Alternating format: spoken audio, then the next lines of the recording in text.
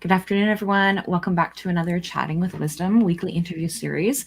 So today we're going to embrace the wisdom of heartfelt conversations with myself, Geegado Megwan Kwe, which means talking feather woman, also known as Rollie Allaire. I am not just a holistic life and wellness coach. I am a resilient soul who crafts my narrative consciously. My journey is a voyage of growth, courage. Apparently, I've got some feedback. Um, my journey is a voyage of growth, courage, compassion. I invite you to I invite you into the space where authenticity reigns with each interview and is a journey of shared wisdom and empowerment. So today we're thrilled to welcome Christel, and I'm not going to try and pronounce her last name. I should have asked before we started. She is a soul contract mentor, a healer, a writer, and a speaker, guiding spiritual seekers to embody their soul's purpose and cultivate a secure relationship with pleasure, power, and money. Christel's expertise lies in supporting individuals to restore their nervous systems, create healthy boundaries, and reclaim their personal power through soul contracts. With over 3 decades of experience, she has empowered thousands to embrace life and business success. So today we're going to be talking about enjoy a secure relationship with pleasure, power, and money. And so we're going to join Christel as she shares transformative practices to cultivate resilience, restore balance, and empower and embrace abundance in life and business. Discover how to shift from adversity to collaboration in your relationship with pleasure, power, and money. So this isn't just an interview, it's a journey of self-discovery and empowerment. Christel's insights will guide you to reconnect with your mind, body, and heart, fostering a deeper sense of fulfillment and joy. So tune in to the conversation. So welcome. How are you? I'm so happy to be here. Thank you for inviting me on. So let's start with your last name because I did not want to butcher it. Yes. So what is your last name? And you did well in my first name. People often mispronounce both. So it's Christel Arcucci. Arcucci. Okay. I would not have said the chi. So I'm glad that I got you to say your last name because I would have used it as a k sound. So tell me a little bit about more about who you are. So how did you get into this? Like where did all this kind of start and come from? Yes. Well, it all started for me when I was 6 months old. I had a near death experience and I stopped breathing. And that was a pivotal moment in my life. And of course, I don't remember it on a human level, but I can look at it through the lens of the Akashic records or soul contracts.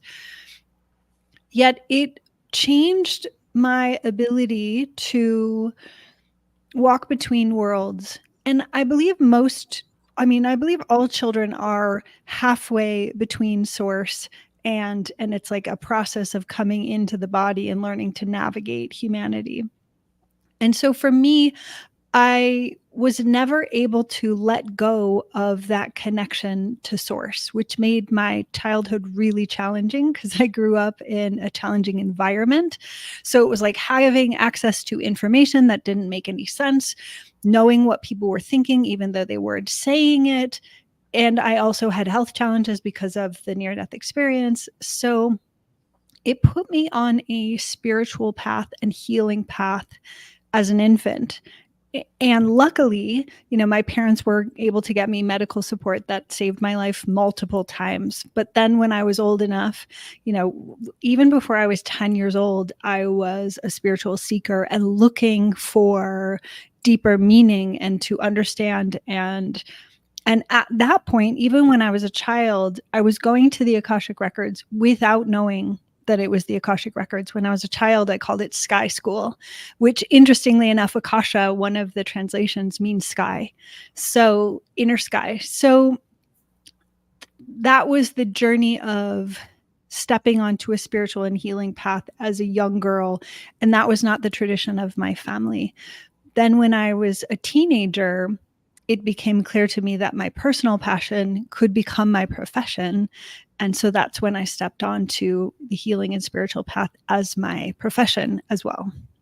Beautiful. Wow, that I've never had anybody that I've ever spoken to that has had that experience from, not that we haven't had those experiences, but that we have been conscious and consciously living that spiritual path at such a young age. So that is incredible that you've actually been able to do this from that such a young age to be able to get started. And so for people who do not know what the Akashic records are, do you want to maybe explain what that is? Absolutely. The easiest way to describe it is if you imagine an enormous library that holds everything that has ever happened in the history of everything and all possible futures. So nothing is written and definitive there, or there are very, very few things that are written and definitive, but it's everything that has happened in the past and all possible future outcomes. And so when we access the Akashic records, the way I'm most interested in doing it is supporting people and stepping into the soul contracts or the timeline of what they want rather than what is most likely to have happened in their life, unless what is most likely to have happened is what they want, which is very rarely the case. So, and I love that. I love how you use the Akashic records that way. And so I've only used the Akashic records of going back and finding out where things been, like what has happened, how can we actually cut the ties with those contracts, and how do we move forward, kind of thing. And so I've never thought to use them in that sense. So that's, I love that, because you're right. It is about that whole connection of what can happen. We're at crossroads when we are seeking that information. And so we have the ability of being able to choose between both, and or, right? So that's beautiful. So tell me a little bit more about what is it that you do? So like obviously the Akashic records is something that you connect with. So like what types of people come to see you? The majority of my work is focused on purpose, on people who have a deep yearning to have greater meaning and live aligned with their purpose. And within that, I have kind of two different types of people. One is like a working person, a spiritually inclined working person, or a stay-at-home parent, or someone who's retired that wants it for their personal life. And then I also have other healers, holistic practitioners that want to do their purpose as their profession as well. So all of it is really rooted in purpose and in living the legacy, living it now, rather than being like, what is going to happen after I'm gone? What are people going to say? Is like taking a conscious approach to creating my legacy in everyday life, in everything I'm doing. I love that, and I love that that piece of being able to, instead of the what ifs, like what's going to happen when. And so I love that, being able to tap into to right now. So what are some of the ways that you actually have people explore their soul's purpose? We look at what the person's passions are, and if they're not connected with it, because some people aren't connected with their current passions, if they're really in coming out of a personal crisis where their life has been really consumed by stress, that we can look back at things that they were passionate about, curious about as a child, and to then find ways to explore those in the present. But I would say even before that, the thing that I think it's so important for people is to reduce stress, because no matter who we are, the world is really intense now. And so the main place I start with people is creating daily rituals around things that we're already doing, like getting ready in the morning, bathing, washing our hair, putting on makeup, getting dressed, eating, drinking water, is these daily things that can just be done on autopilot with very little meaning and purpose, is to slow those down so that we're engaging mindfully in how we're nourishing our bodies, how we're tending to our bodies, so that we shift our relationship with our own bodies and with the things that we have to do in life. Like the mundane is really boring, and it's not going away. Like no matter how famous anybody is, they still have to go to the bathroom for themselves. Really? They can't send someone else to do that for them? Right. They still need to eat. They still need to do all of these things. So to me, it's first opening that portal of making the mundane sacred, which shifts our relationship with our own bodies and the preciousness of life. And when somebody lands in that, it becomes easier to then build from there because they're feeling different. They're recognizing that each day is a gift. Being able to eat is a gift, even though I'm one of those people that it's like, I eat to live rather than I live to eat. Right. So for me, I'm like, I ate yesterday. I have to do it again today and 3 times. What?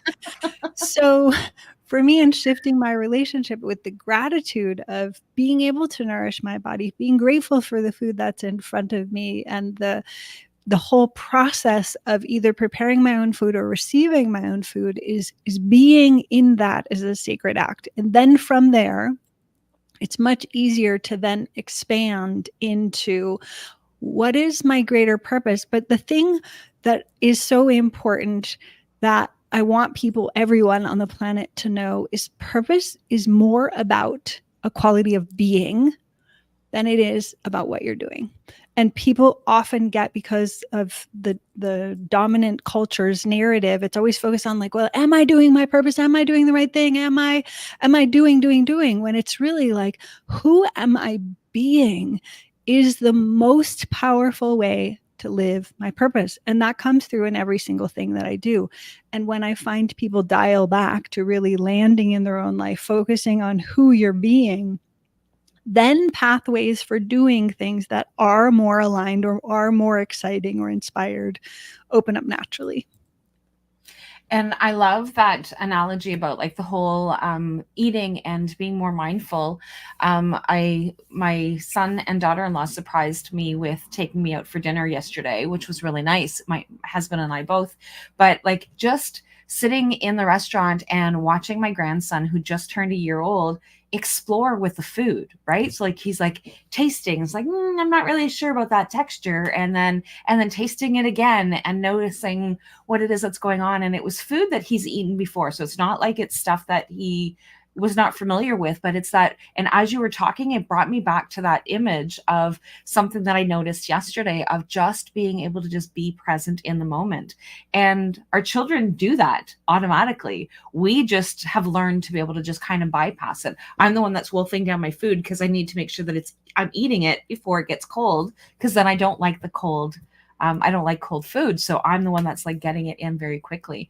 And so just when you were talking, and it was like, oh yeah, I noticed that yesterday.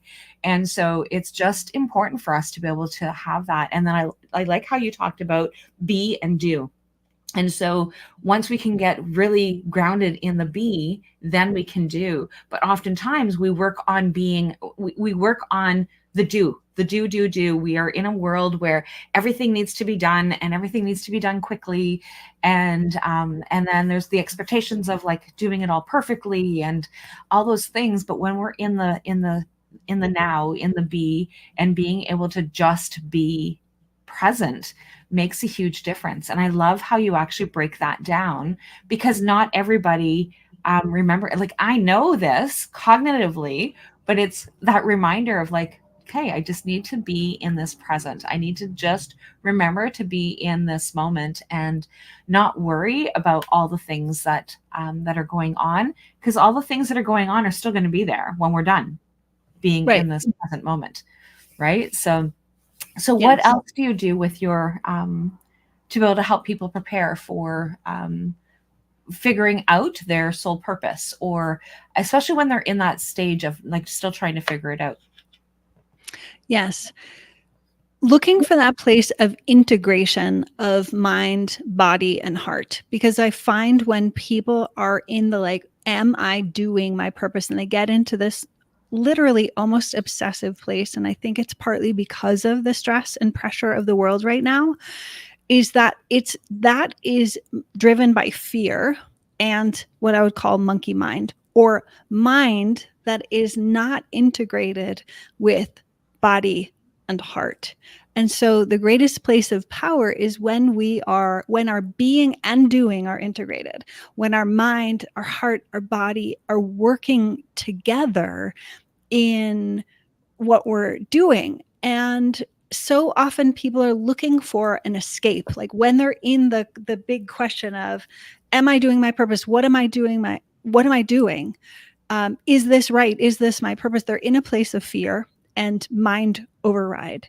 So a big part of that is learning how to regulate the nervous system to come into an integrated place of power so that they can really land in what they are doing. Because if it's just a path of escape, I don't like my job. If they're making moves in their life from a place of wounding instead of wisdom, that problem is going with them wherever they're going next. Yep.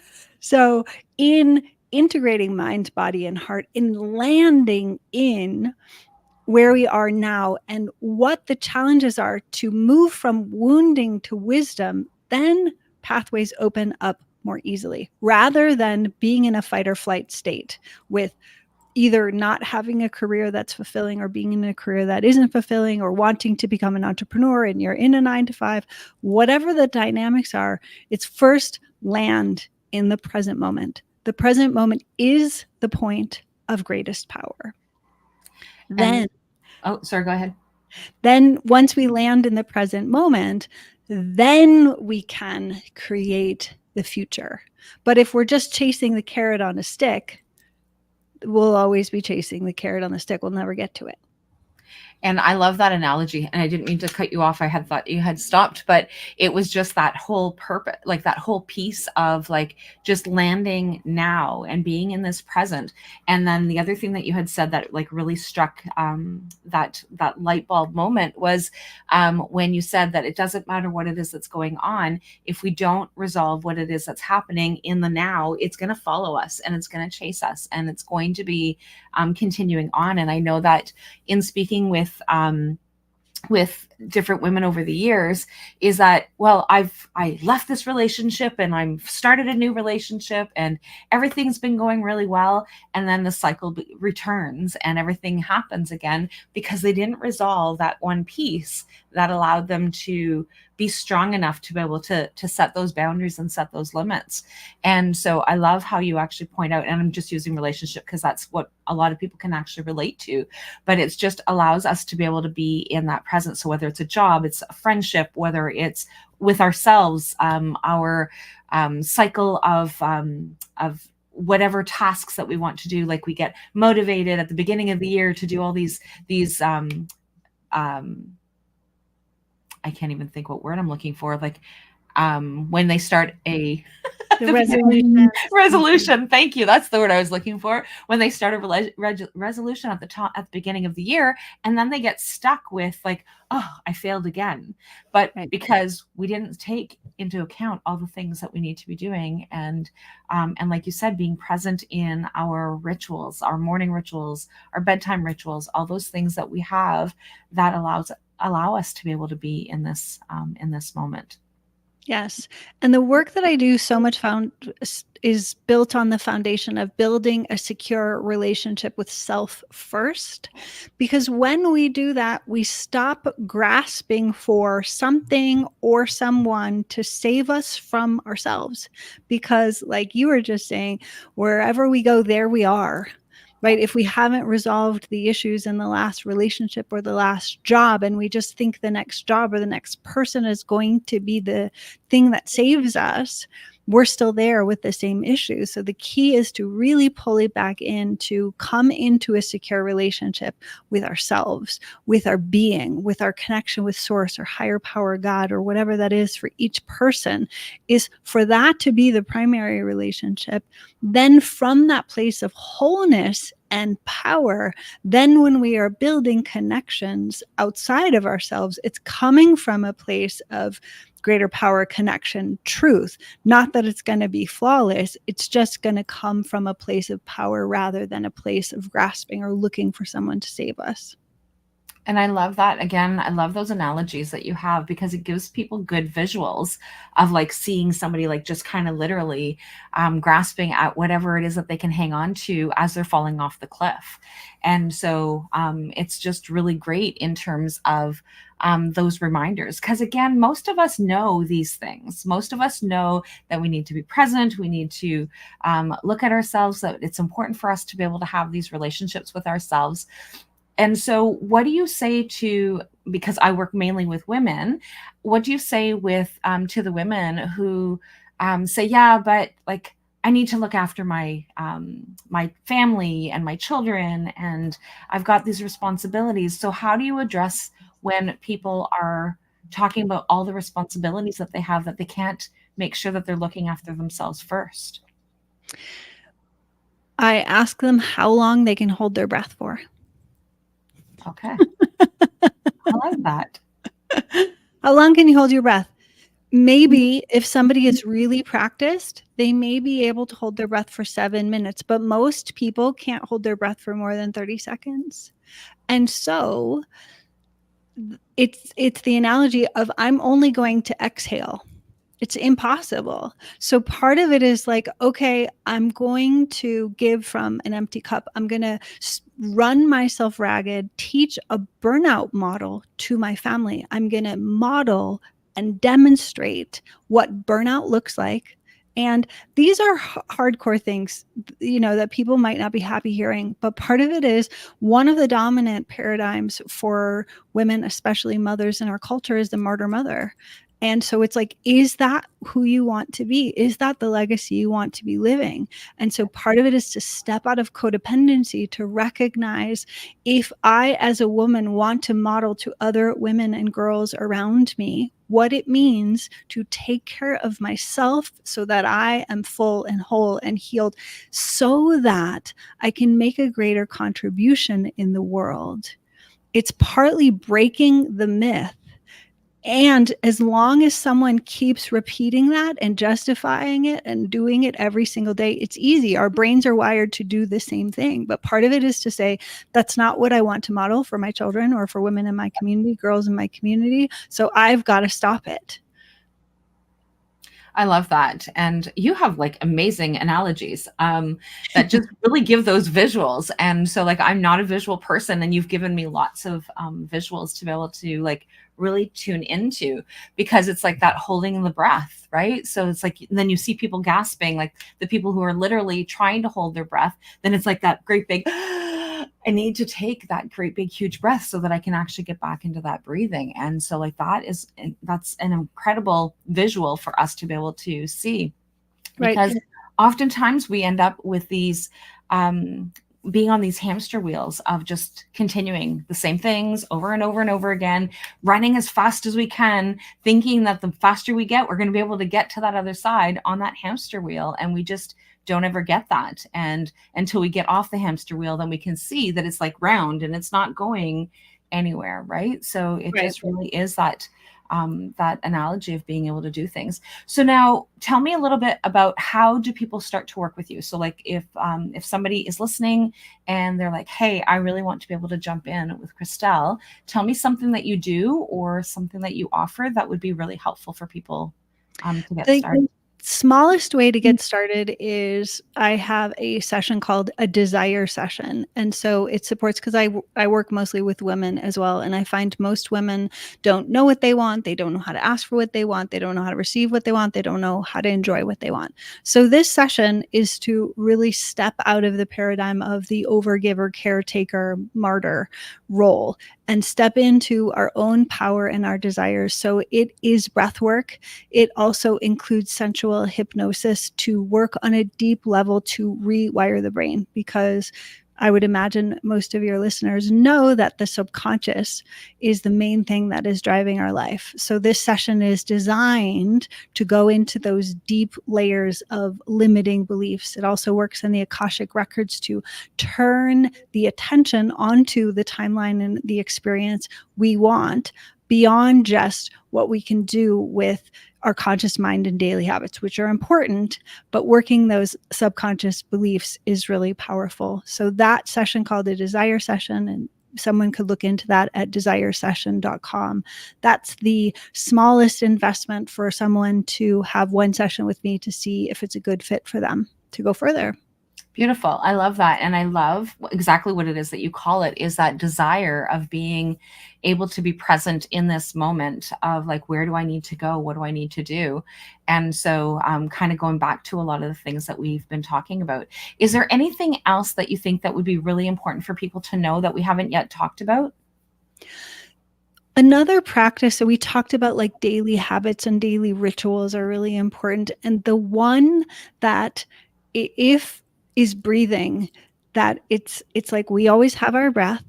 Nobody's going to get upset. How dare you breathe? Right? So working with a more conscious breathing practice is the tool that we always have available with us.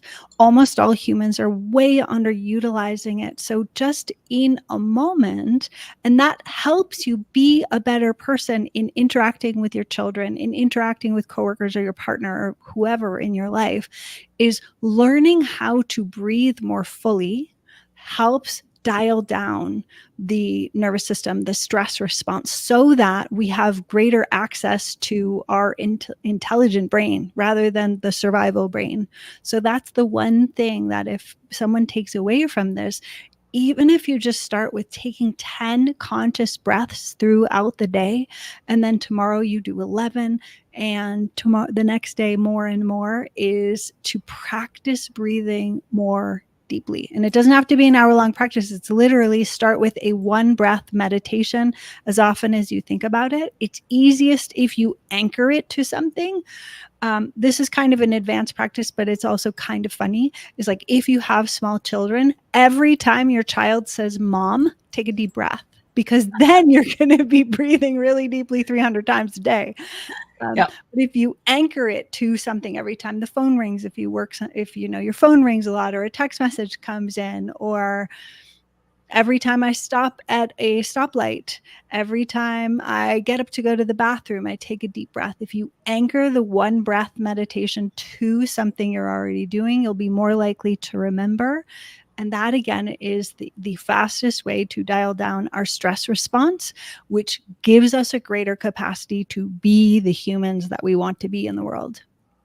And I love that, because that's one of the things that I tell people all the time is like, if you're standing in the grocery store or if you're at the stoplight, just take a minute and just do a couple of breaths, right? So like nobody's going to be paying attention. So unless you're like breathing in and going, then they may notice. But if you're just typically just taking in some deep breaths and exhaling, nobody's going to be paying any attention to the fact that you are breathing, because that is definitely what it is that that you're doing, and being able to be conscious of that. So thank you for that reminder. And so again, so wherever it is that you are watching or listening to this podcast from, if you all of Christel's information and contact information is around either the podcast or the video. So just make sure that you connect with her on her website, and if you have any difficulty, even just tagging her on one of these wherever it is that you're listening, and she'll be able to reach out to you as well and help guide you. And so thank you so much, Christel, for joining us and being here today, and looking forward to another Chatting with Wisdom, and wishing everyone a happy Wednesday. Bye for now.